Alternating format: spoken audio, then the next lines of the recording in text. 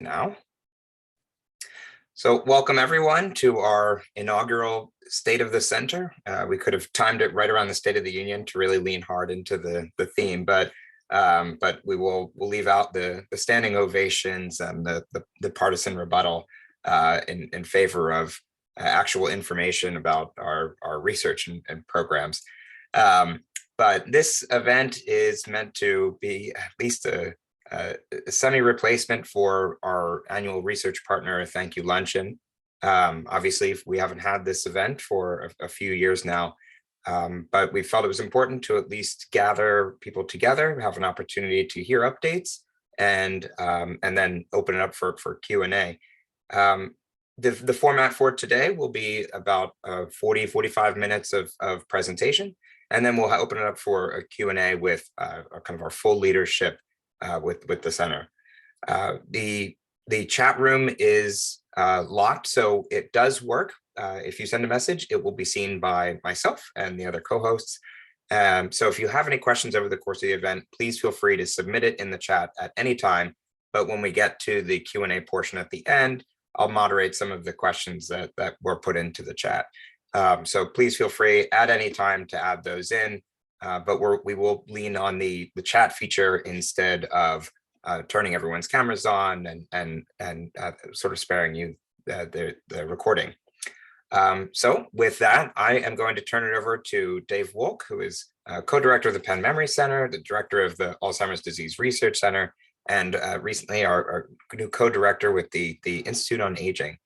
So you'll hear kind of a little bit about these various hats today. Dave? Thank you so much, Turi. Let me take over the screen. I'm assuming you all can see the slides. Looks good. Great. So it's very nice to be able to speak to you all today for the State of the Center address. And I'll hopefully you'll all agree that the State of the Center is strong. And that'll be the last bad joke related to the State of the Union.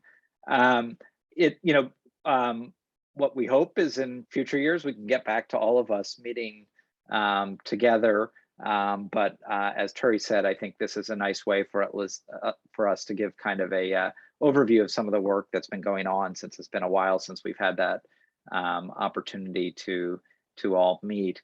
And kind of like the State of the Union, I would say that this is going to be kind of a whirlwind tour of the kinds of things that we're doing here in the center. And again, I hope in future meetings and at when we have our lunches again, we can dig a little bit more into some of these topics moving ahead. So I would be remiss not to start this talk by mentioning John Trojanowski, who passed away now a little over a month ago at this point. As many of you know, John was an absolute force and really was the builder of really the entire Alzheimer's disease neurodegenerative community that's here at Penn, and was in fact the director of the Alzheimer's Disease Research Center for 30 years before I had the opportunity to take over as director. John, was also just an absolute giant within the research field of Alzheimer's disease. And actually the three of the main proteins that we talk about as building up in the brain in patients with Alzheimer's disease and other neurodegenerative conditions: tau,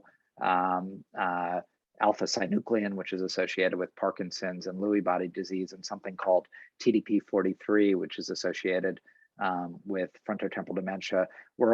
John played a very large role in describing all three of those. And I'd also like to say John was just extremely generous to me and supportive as we were making these transitions over time. And so he will definitely be missed.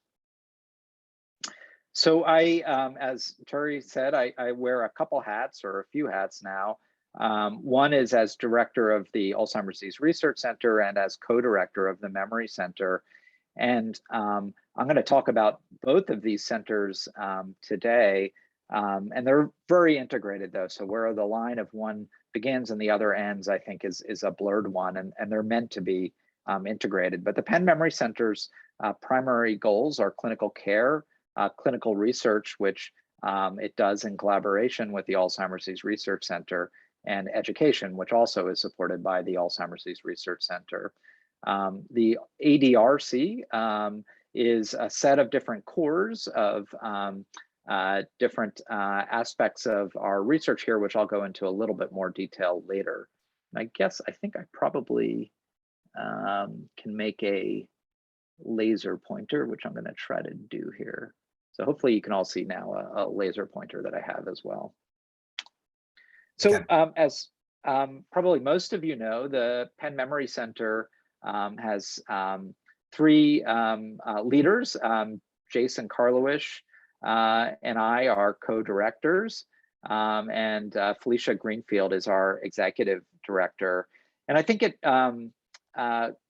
is both of symbolic importance, but also I think functional importance, that we each represent different domains of backgrounds in terms of our training. I'm a neurologist. My close friend Jason Karlawish is a geriatrician, and Felicia Greenfield, also my close friend, is a social worker. And together, I think we reflect at least a few of the main disciplines that are required in the clinical care of patients with Alzheimer's disease and other cognitive disorders, as well as actually, I think, the research in this area. And so it's very important that we have and continue to strive to have a very multidisciplinary center. The Alzheimer's Disease Research Center, which was originally called the Alzheimer's Disease Core Center, or ADCC, I know the acronyms get confusing, actually began in 1991, again, developed initially under John Trojanowski. And I just put this slide in to say that the Alzheimer's Disease Research Center really was the foundation for many of the different centers and projects and research that have been done at Penn, which really is a leader in this domain over the last 30 years. And so the Alzheimer's Disease Research Center has just a rich tradition of supporting collaborative research here at Penn, which I think has had a international impact. And so we hope to continue on with that tradition. So what is the Alzheimer's Disease Research Center? So the ADRC is a NIH, National Institute on Aging, funded grant. It's called a P30 grant, but I wouldn't worry about that. But it's essentially an infrastructure grant. It's a grant that provides money to support research, clinical research and basic research in the Alzheimer's disease space. And it's a large grant. So our grant, which was just renewed in the summer, is about a $16 to $17 million grant over 5 years, which sounds like a lot of money, but it does a lot of different types of research and is often supplemented through philanthropy, institutional support, and then certainly other federal sources of funding. And really, our goals are broad and have continued to be to achieve increasing research and education on Alzheimer's disease and related disorders. So that includes things like Lewy body disease and vascular cognitive impairment and frontotemporal dementia. The Penn Alzheimer's Disease Center coordinates these research programs. It's really meant to stimulate new research, to catalyze research training, and provide education to the community, as well as to provide outreach and development of techniques to really improve our diagnosis and treatment. So it's a pretty ambitious set of goals, but I would argue that we've had many successes in that overall mission, but certainly a lot of work to continue to do. In terms of the leadership of the Alzheimer's Disease Research Center, I am the director, and Jason Karlawish is the associate director, as is Eddie Lee, who's the associate director, who's a pathologist and does more basic science work. And I'll highlight one or two things that he's done later. It's a very young looking picture of Eddie, but I think Jason and mine are more contemporary. Not that Eddie's ageless, so he still looks quite young. So all Alzheimer's disease research centers have kind of a different theme that they focus on. Every center has a theme, and ours has been and will continue to be heterogeneity. And so what do I mean by heterogeneity? So Alzheimer's disease, it turns out, is an extremely heterogeneous condition. It's heterogeneous in terms of the age of onset. So there's some individuals who develop the disease in their 80s and 90s. There's others who develop the disease, sadly, in their 40s and 50s, and some even in their 30s. It's very heterogeneous with regard to the rate of progression. We have patients who progress with Alzheimer's disease, and it can take 15, 20 years from when they're initially diagnosed to when they have really significant symptoms. And there are others that it only takes a few years. The pattern of the pathology of the disease can be very heterogeneous. Different parts of the brain are affected differently across individuals.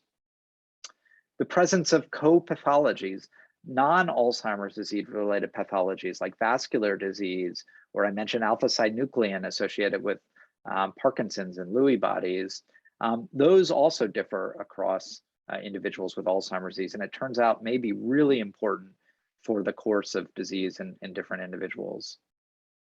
Comorbidities also likely have an effect across individuals.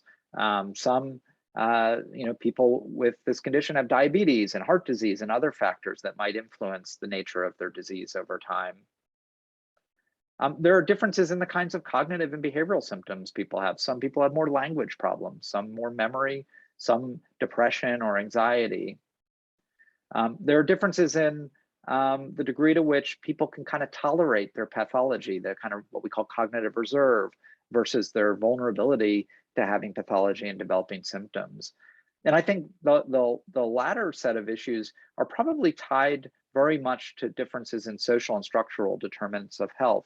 Things like socioeconomic class, education, poverty, and stress. Those things can definitely influence the degree to which the pathology of the disease actually causes symptoms in people. And so we're very interested in all of trying to understand all of that heterogeneity. But you might say, well, why do we care so much about heterogeneity? Why would that make any difference? Well, one is that these different presentations of the disease might reflect differences in the mechanisms of the disease. They might reflect differences in genetics and comorbidities, which would then influence what kinds of treatments are going to be most effective. And the sort of buzzword right now is precision medicine, which in the oncology field is something that I think has achieved success, where you'll tailor treatments and interventions and diagnostic tests to someone's individual disease state. Another reason why it's really important is that temporal course has a great deal of meaning. One, prognostically, so people want to know, am I likely to decline more quickly or slowly? But it also may play a big role as we start to develop interventions in very early stages of disease or preclinical disease. And I'll give an example. If you're 90 years old, or maybe 85 years old, and you have preclinical Alzheimer's disease, but you're not likely to develop symptoms for 15 years, you might say, you know what, I don't want to take this potentially toxic and expensive drug to reduce my risk further. It's just not worth it. Whereas if you're 50 and in 5 years you're going to develop significant symptoms, it may matter to you a lot to try such an intervention at that point. And I actually think that's starting to become reality, with drugs like aducanumab that have real toxicities and expenses associated with them, that it's going to be important to be able to better predict the temporal course. Another thing is that if we don't account for this heterogeneity, it might significantly limit our ability to really adequately test the effectiveness of interventions in clinical trials. And that's especially true in that most of our clinical trials, our drugs that we're giving, are meant to modify the disease course. In other words, they're meant to slow down the course of disease. Well, Alzheimer's, as many of you know, is actually, even though it probably doesn't feel this way, a pretty slow moving condition. In a year and a half, we don't tend to see that much change.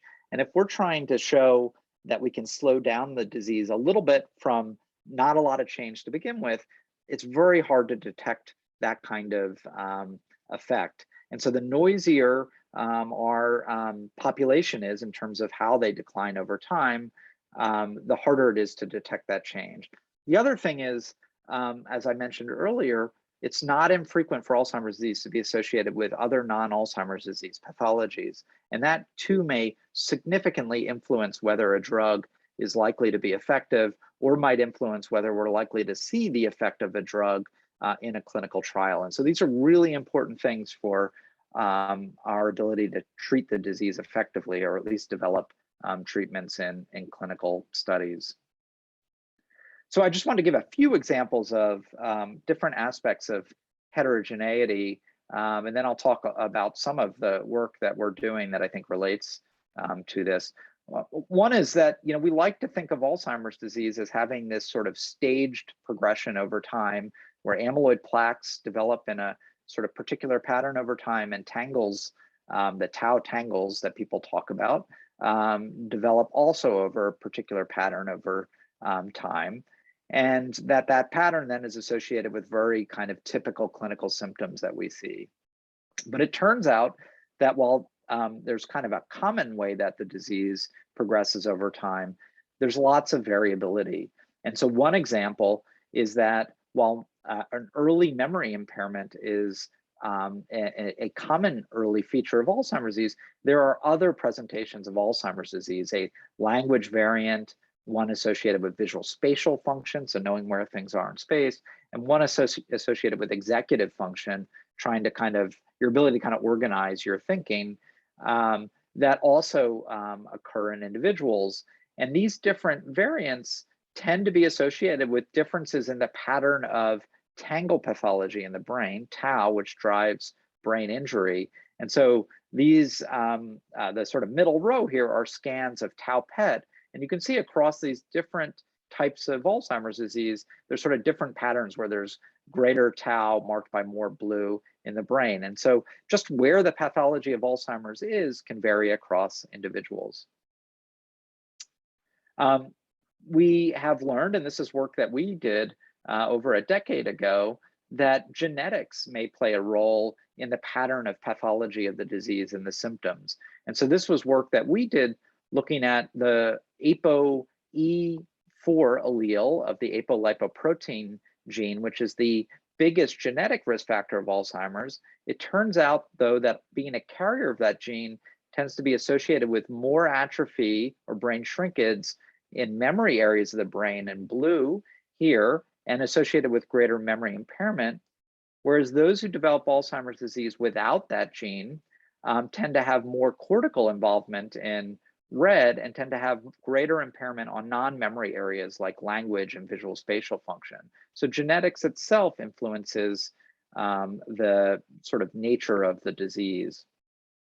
And since that time, really amazingly, we now know of over 40 genetic risk factors associated with Alzheimer's disease, most of this discovered in the last decade. And I should say, a lot of that driven by work here at Penn, in particular, Jerry Schellenberg and Lisan Wang lead a very rich genetic program, which is really, we're one of the sort of hub sites for genetic research in Alzheimer's disease research. But with all of these genetic risk factors, it's almost certainly the case that different combinations of them influence how the disease, what kinds of symptoms people have, what the nature of their course of the disease is. And we need to learn that better.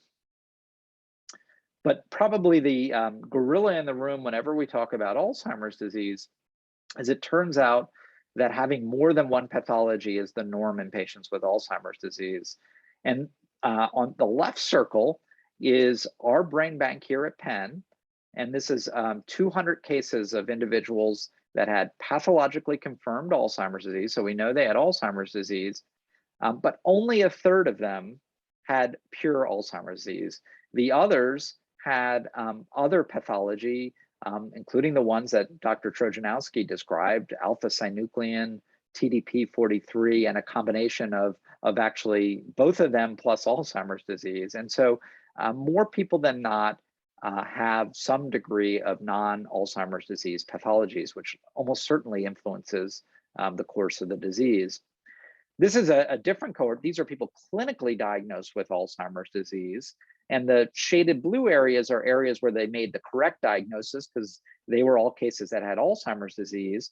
But if you add in vascular disease, this sort of V, in addition to these other pathologies, only this really tiny little sliver of people have only Alzheimer's disease. So again, the norm for Alzheimer's disease is to have multiple pathologies.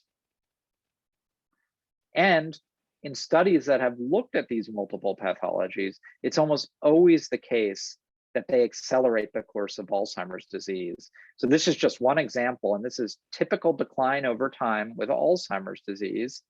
And then this is Alzheimer's disease with one of these co-pathologies, which we call late, but it's just a condition associated with something called TDP-43. But the bottom line is it's very common to be co-associated with Alzheimer's disease, and there's a much more rapid rate of decline in those individuals.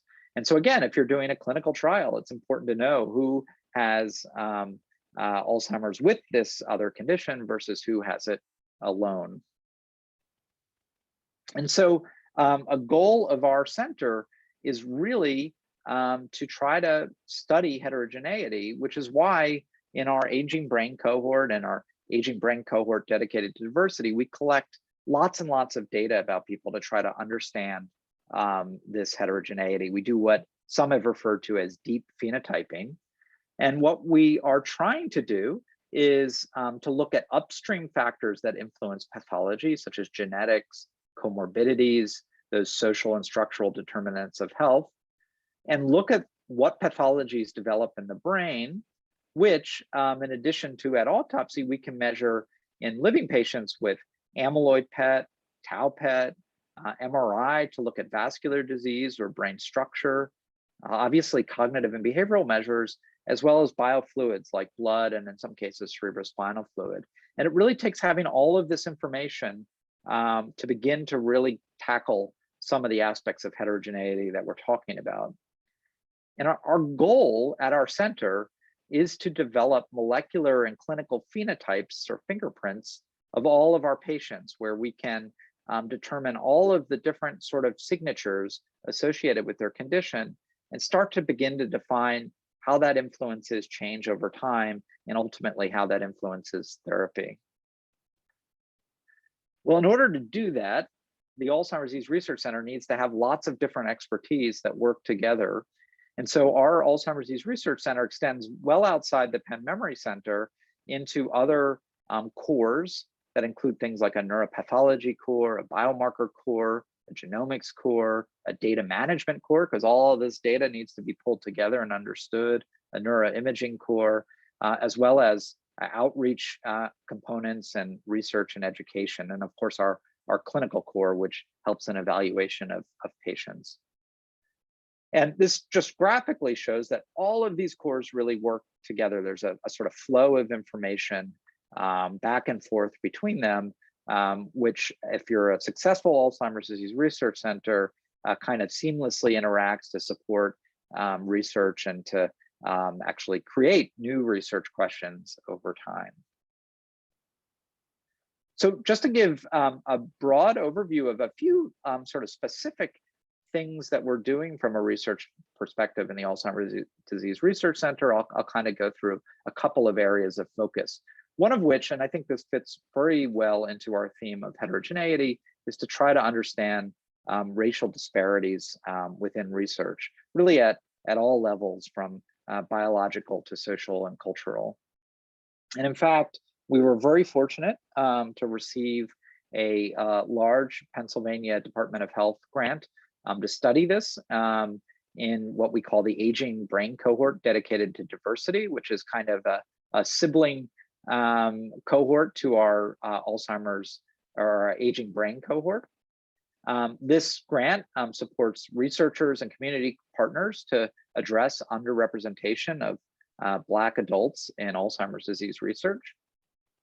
So what's our motivation behind this? Why do we want to do this? Well, it turns out Blacks and African Americans have up to twice the prevalence of Alzheimer's disease than Caucasians, but are really poorly represented in almost all of the major biomarker and clinical trial research that's being done, on the order of just a couple percent being in those studies.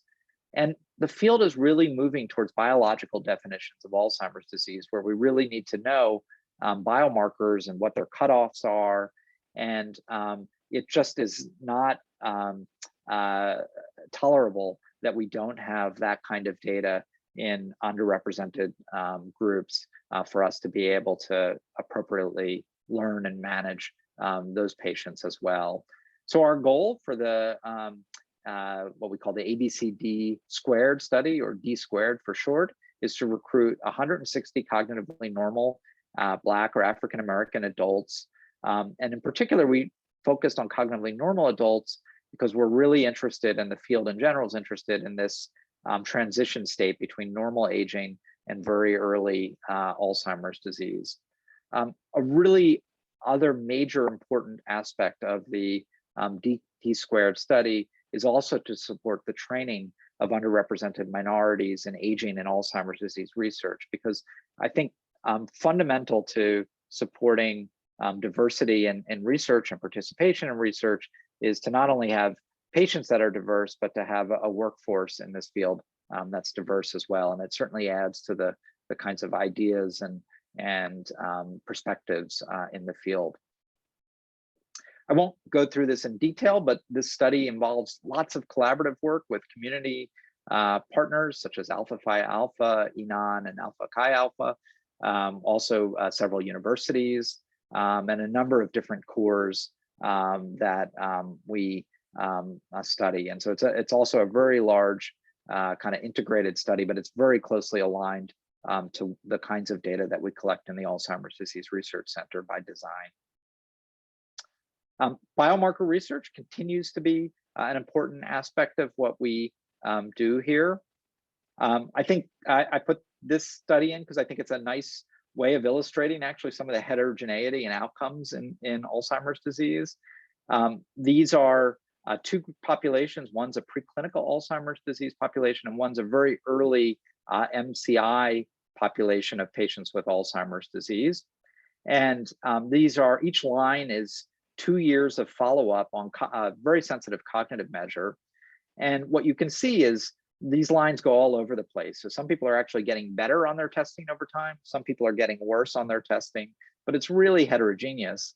And if you kind of take the whole group together, you see just this very gradual, slow decline over time. And this is over 2 years, so it's not a trivial amount of time. If we're going to give a drug to these individuals, and I would say these groups are the main groups that we're targeting in clinical trials, it's going to be really hard to see if a disease modifying drug that's supposed to slow down this very, very slow decline is effective. And so we've been very interested in developing more sensitive markers. In particular, we've developed a marker using MRI that can measure the earliest area of tangle pathology called the transentorhinal cortex, or Brodmann's area 35. And when we measure that, while we still see lots of heterogeneity, we see a much more sort of consistent decline over time, meaning greater atrophy in that part of the brain over time. And that better allows us to detect whether or not a drug is effective. And so if we wanted to show a 50% change in the trajectory over time, if we used a cognitive measure, it would take 1,700 people to do that over 2 years, which is a lot of people. Whereas if we used our imaging measure, it would take only 114 people. And so these biomarkers are really important for the efficiency by which we can do early phase studies and bring them more quickly into clinical practice.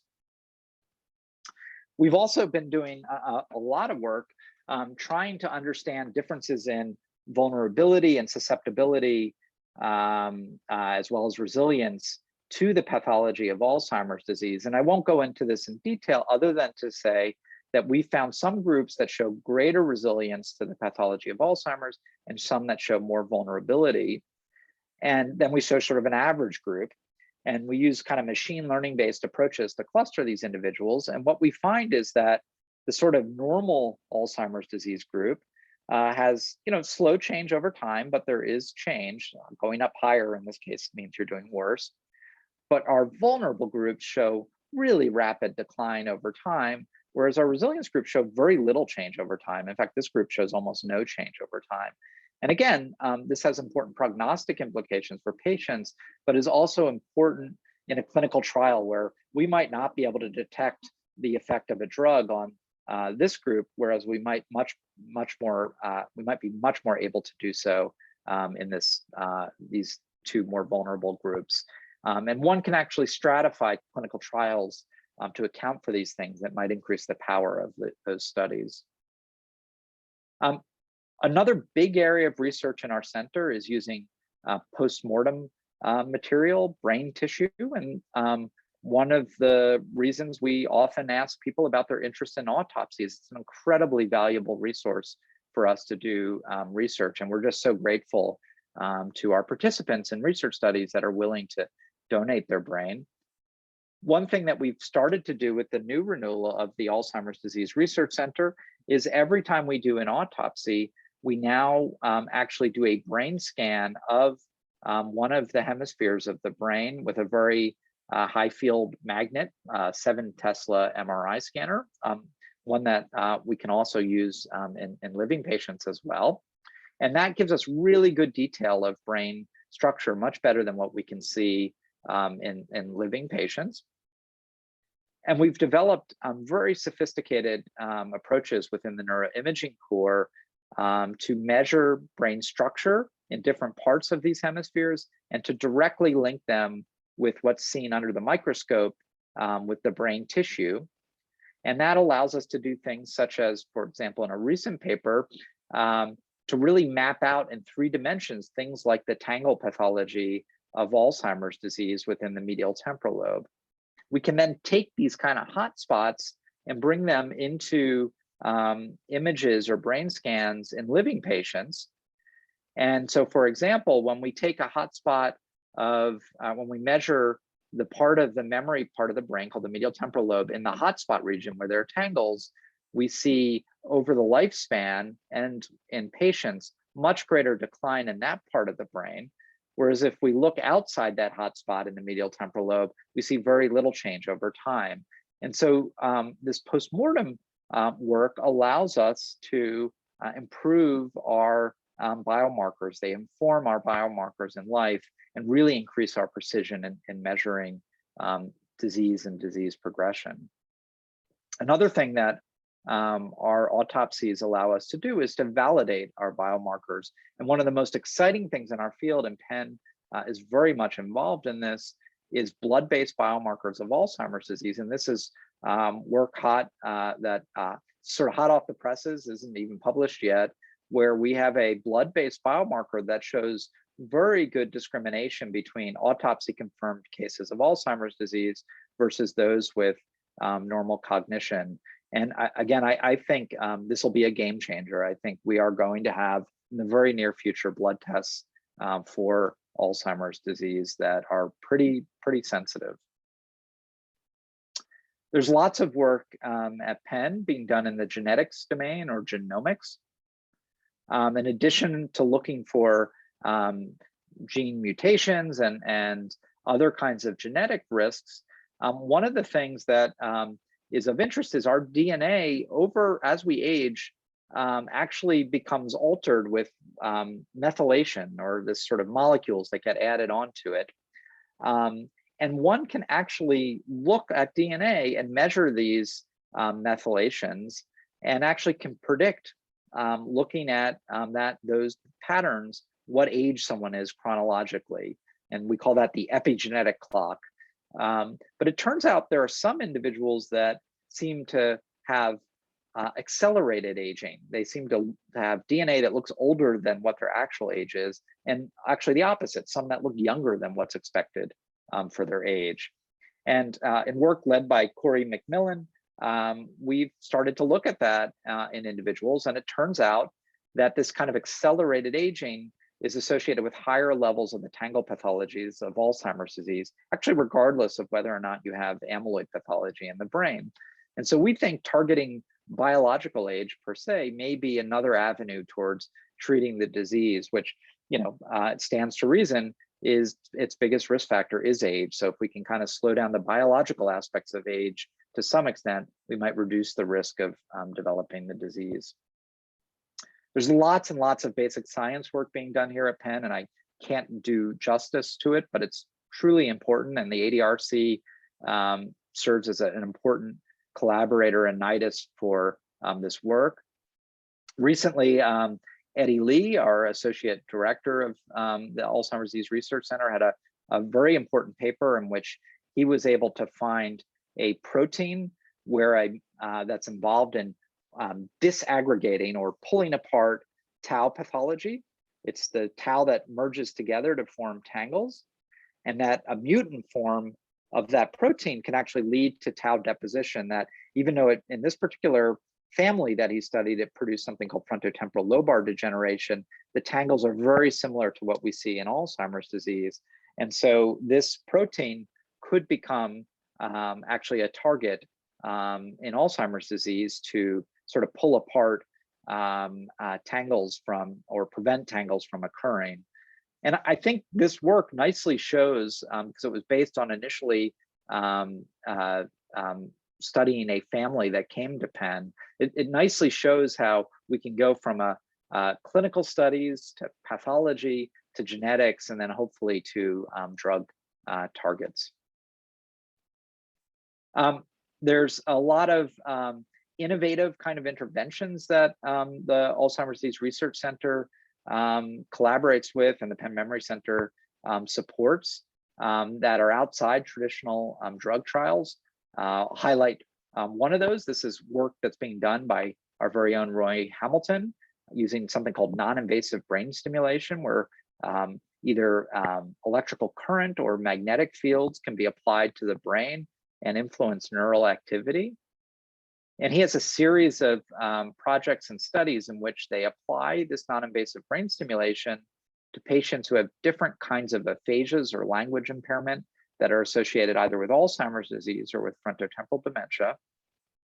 And they provide about 10 days of treatment and then follow patients over time.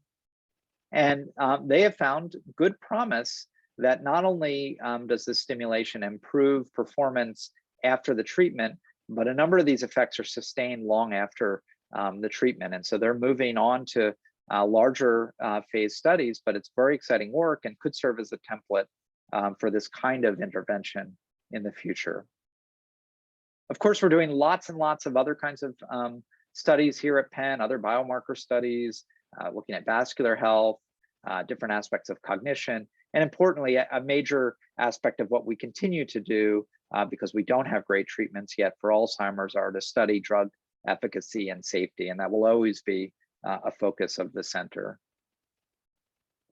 I just want to point out that the Alzheimer's Disease Research Center doesn't operate in a vacuum. We have lots of local relationships with various groups, but we also play a big part in many national and international efforts where we provide data and collaborate. And so the Alzheimer's disease is truly an important hub for a variety of different groups to support efforts to really better diagnose, treat, and ultimately cure neurodegenerative conditions. Well, we have so many new studies, and we've been doing so much, particularly during a pandemic, that we've had a lot of new staff. We've needed to grow our center quite a bit, and it's quite dramatically bigger than when I first arrived here at Penn about 13 or 14 years ago. But really, even in the last couple of years, there's been tremendous growth. So you'll all be seeing many, many new faces here. As you all, I'm sure, just by being here today are aware, we have an amazing communications team led by Terry Casey and Jason Karlowish that have really kept people in touch throughout the pandemic.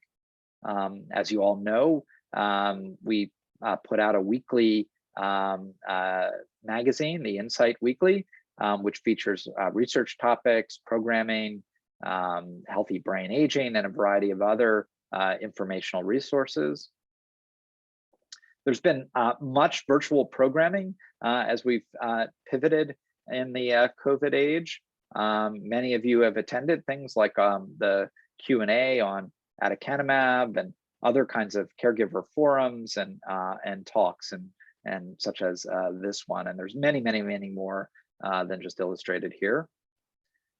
We're lucky to say that 2 of our faculty in 1 year, it's probably a record, have published books. I've read both of them, and they're both really excellent and fun to read, and I think provide lots of interesting insights. So I would recommend them to you all. Again, I think anyone who's on this call is very much aware, we really have probably the model for a social work team and for social services here at the Memory Center. The goal of social work is to improve our lifestyle of our patients and families by reducing stress and anxiety and enhancing psychosocial well-being. We really are trying to provide support for the entire family, providing opportunities for learning, connection, and engagement through many programs and classes and counseling. And really, to a large extent, this is the meat of what the Memory Center is able to do beyond what I think other traditional practices are able to do. And we think a model for the field. And so just a few of those programs, they include the Memory Cafe, our Time Out Weekly Smile, and Cognitive Comedy, but there are many more. And in collaboration with the communications team, there are a number of caregiver resource libraries, or a caregiver resource library with lots of information, which I'd recommend all of you to take some time, or if you have friends or family who need this information, you can refer them to that. And it's a really wonderful collaboration between, again, our social work team and our communications team to provide the best kind of information for our patients and families. Training, it's coming up last here, but that is in no way to suggest that it's not one of the most important things that we do. I think we are a field that needs to grow given the population growth and prevalence of this condition.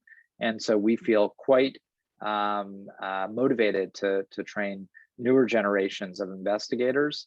And we actually have programs that really span high school students all the way to actually junior faculty here at Penn.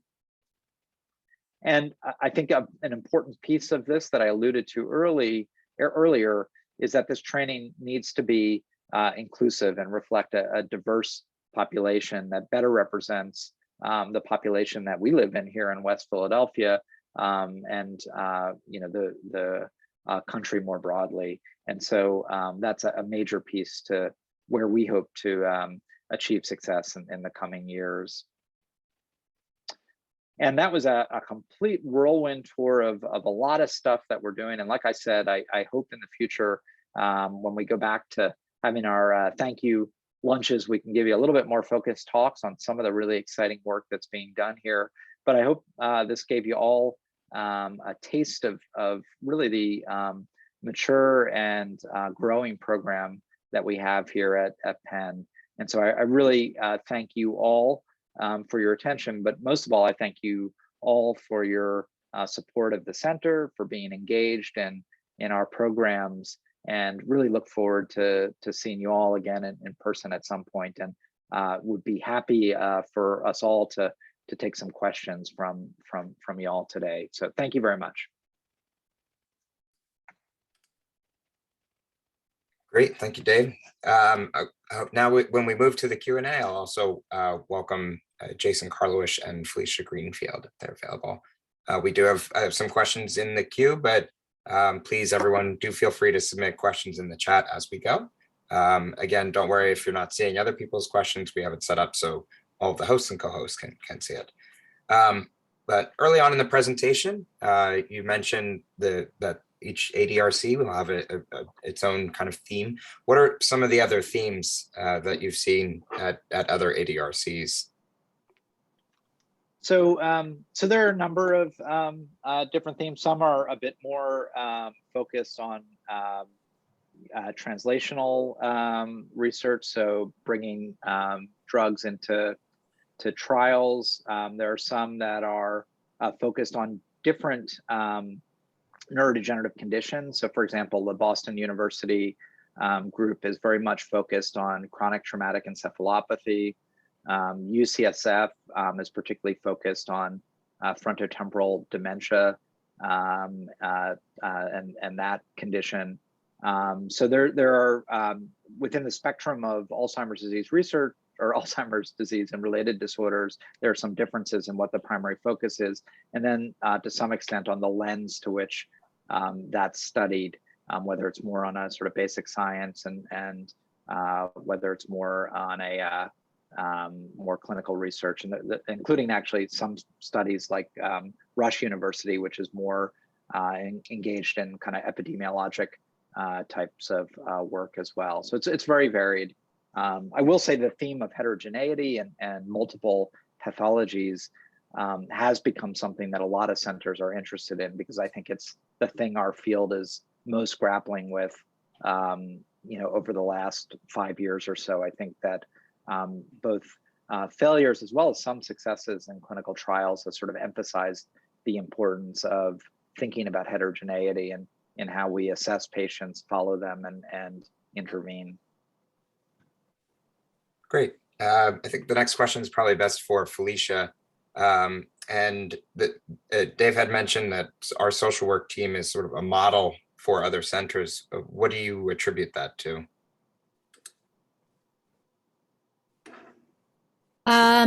I think I attribute that to frankly the funding that we.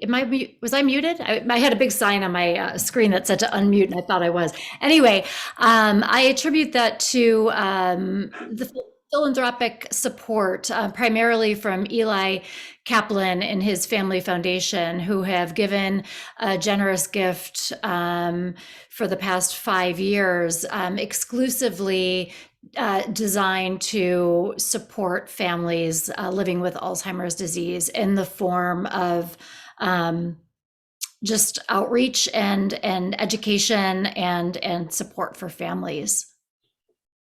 I would add, I think also Felicia's team is really well integrated into the physician team, so that, for example, the diagnostic follow-up visit, it's routine that someone from the social work team is present at the disclosure and discussion of diagnosis and the beginning of the care planning, and then a seamless handoff for them to continue their work. And that goes on forward for the care of the patient. Great.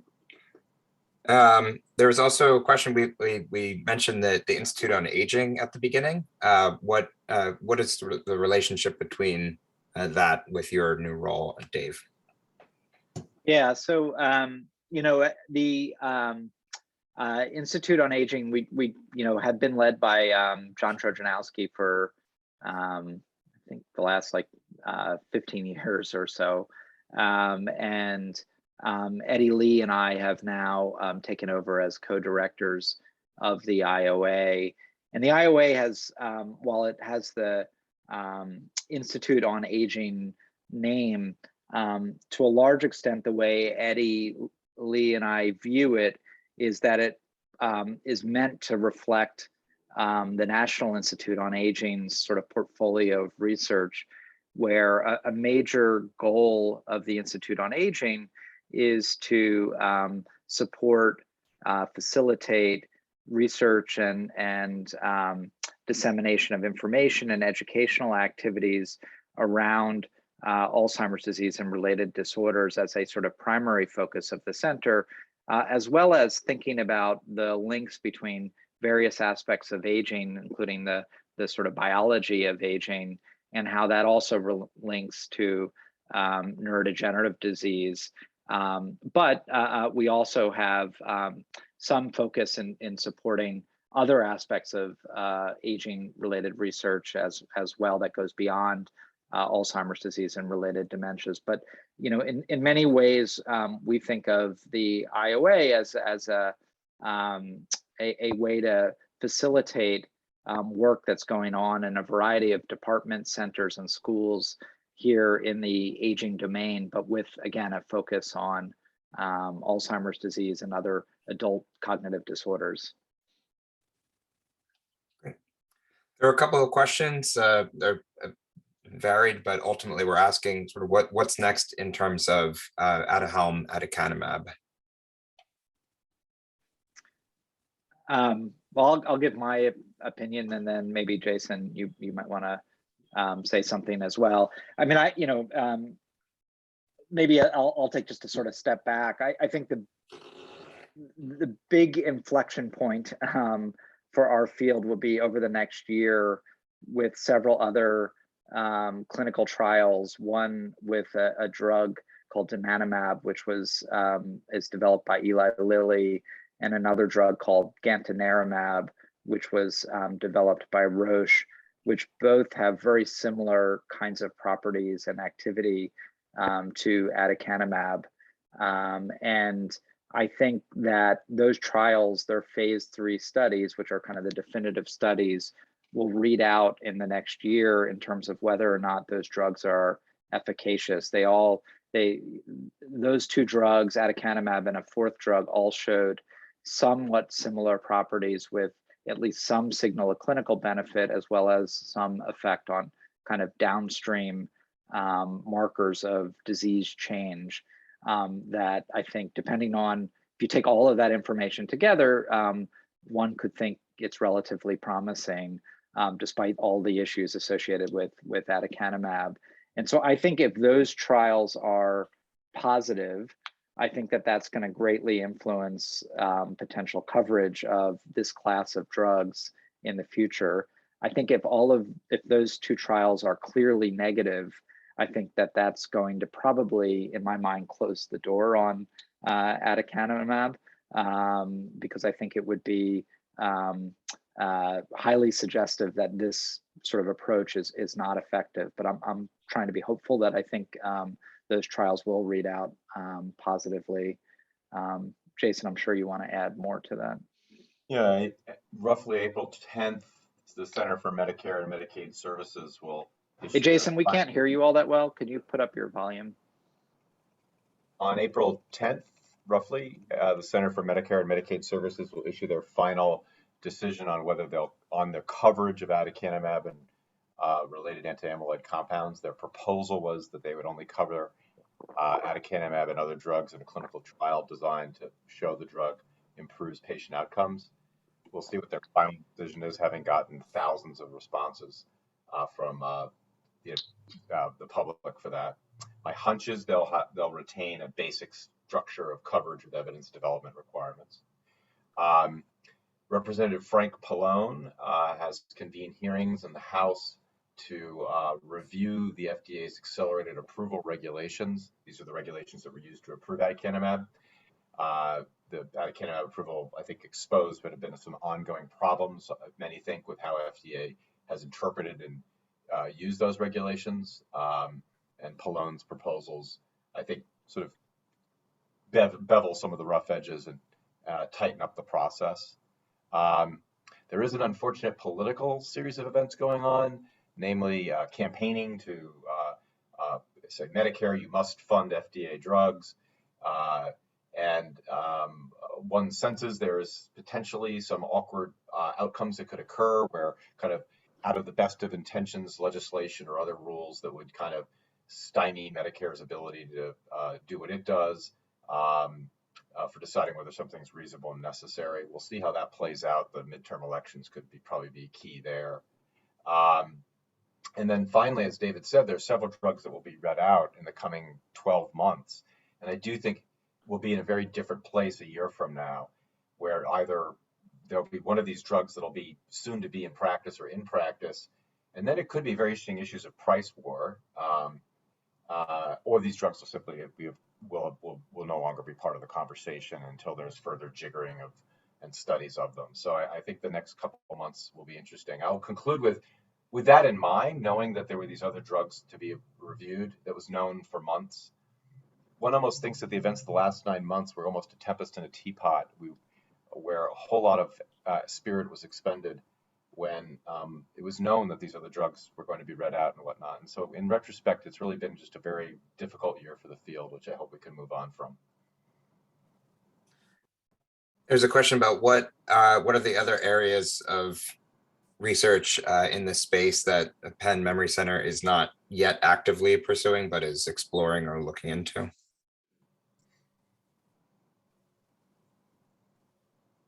Always hard to say what we're not what we're not doing. There's certainly lots of areas of research that we don't do because we can't do everything. I will say that something I think we'd all like to be involved in if we're talking about therapeutics are trials that are addressing more other alternative types of mechanisms outside of amyloid-based therapies, because I think, in fact, just went to a talk that the IOA sponsored earlier today, looking at innate immunity and immune-based mechanisms that may play an important role in the development of Alzheimer's disease. And actually there's very compelling kinds of targets in that context that might be things that could alter the course of disease. There also are a number of tau-based therapies that I think there's at least one study that we may be able to start in the coming year that also is sort of an alternative to targeting amyloid. It's always been great interest in targeting tau because tau is much more closely linked to the symptoms of the disease. So as you see more tau progressing, you tend to see more symptoms and brain atrophy and other signs of neurodegeneration. And so tau as a target is something I think we in the field are all very interested in being involved in. There are also some more gene therapy-like mechanisms that, like one targeting ApoE4, which is again the major risk allele for Alzheimer's disease, that we're potentially, or we should be starting a study in the coming months to year as well. And so there's I think as it's sort of been an interesting time, given the first round, and I would sort of parcel the more recent amyloid-based drugs like aducanumab and donanemab as sort of separate, but all the prior amyloid-based failures, I think has really pushed the field to think about other mechanisms in Alzheimer's disease. And that's not been a bad thing. I think that's been a good thing. And I think right now there's a greater diversity in the kind of work that's being pursued at centers with regard to understanding the disease biology, but also interventions. And so I think there are lots of new kinds of approaches that I really look forward to seeing in the next several years. And we're also beginning to build collaborations and also bringing along junior faculty whose focus are on studying how to improve the diagnostic process, not simply in a memory center, but in a health system, and using our health system as a living laboratory to understand improving diagnostic process, and also understanding in greater detail the economics and the costs of the disease.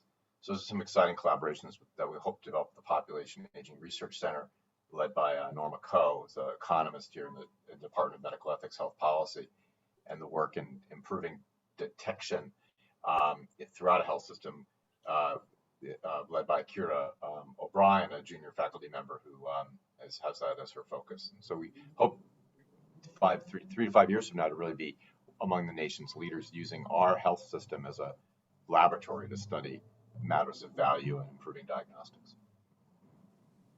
There's a specific question as you were discussing that if there were any there's any promising research in the microbiome, and they're specifically asked about including fecal transplantation.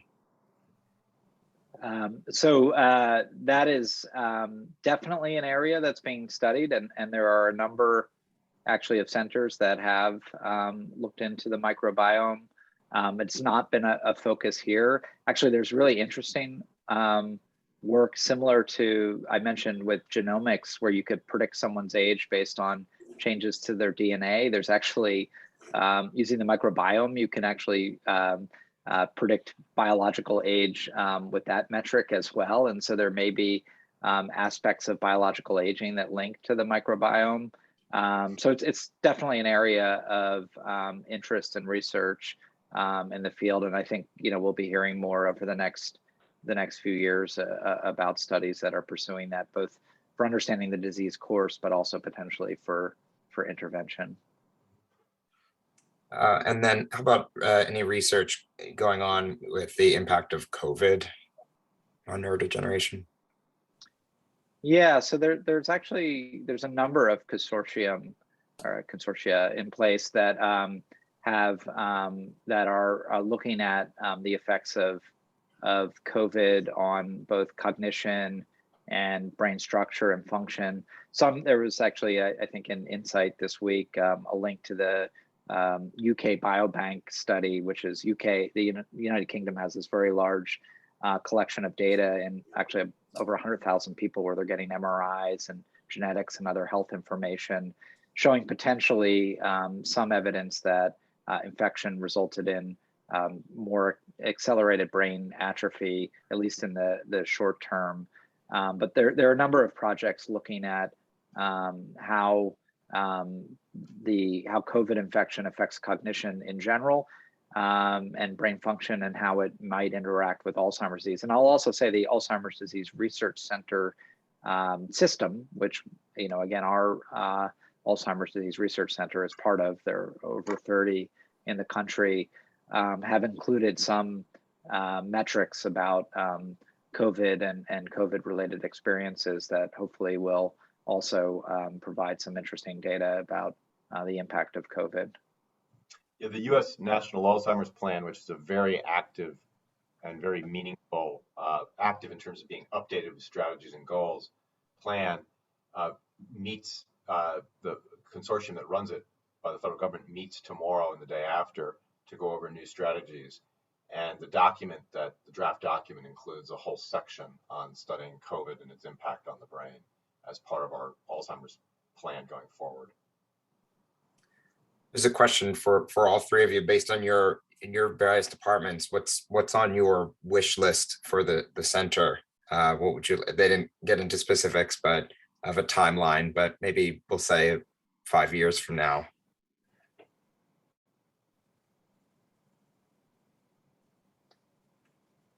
Well, 5 years from now, I'd like to see the center as a named, fully funded center. We've made great progress with, as Felicia pointed out, in very specific areas of funding to grow and build our programs. But I think Alzheimer's centers are going to need to become like cancer centers in terms of their size, scope, reach into clinical programs, reach into disciplines outside of the medical school proper. And the way to do that is to take them to the next level. And so that's good. I would like to see us having a funded center that is akin to the way a cancer center is supported. So that's a very much of a resource vision. I have some scientific visions and goals, but that's my big sort of growth of the whole operation vision. Yeah, and it's a bit of an echo chamber with Jason and I, because I think we both agree quite a bit. Successful centers have had large investment, whether it's philanthropy or institutional. And I think, the Abramson Cancer Center here is a good example of the success of a well endowed and supported center, where really the link between research and clinical practice is much more integrated, so that one can, in a more pragmatic and integrated way assess how the tools that we're developing from a research perspective can be used in practice. And I think that it will take that kind of structure to accelerate the field beyond how we kind of currently do research. It sits for a number of years, then maybe it goes into, a study that gets NIH funded, and then maybe, another 5 or 10 years, it perhaps starts to get into clinical practice. I think that is accelerated in cancer and can be in Alzheimer's disease as well. And I'll just also add support to what Dave and Jason said. And additionally, I think, one of my personal goals is to kind of think about how we can reach more people, how we can support more people living with Alzheimer's disease outside of the Philadelphia region. So like somehow to find ways to train people across the state of Pennsylvania to provide some sort of support to families living with this illness and being the leaders in that kind of statewide or beyond effort. Great. Well, we're about 10 minutes past the hour, and so I think we can close on an optimistic note there. I want to thank Dave, Felicia, and Jason for your time, especially Dave for our presentation today. And this was recorded. We'll make sure we share it with everyone who received the invitation. You'll get the follow-up. And so if you have any additional questions, please feel free to reach out at any time, and we can we'll make sure that those questions are addressed in our coverage of this event. But Dave, I'll turn it back to you just for kind of closing. Yeah, I mean, just to echo Terry, thank you all so much for coming out today, and hopefully you share the excitement that we all have for the coming years. I think this really is a dynamic time, and I'm really, really hopeful that we're going to make accelerated progress over the next few years. So, and it takes having partners like you all to make that happen. So thank you all very much. Bye, everyone.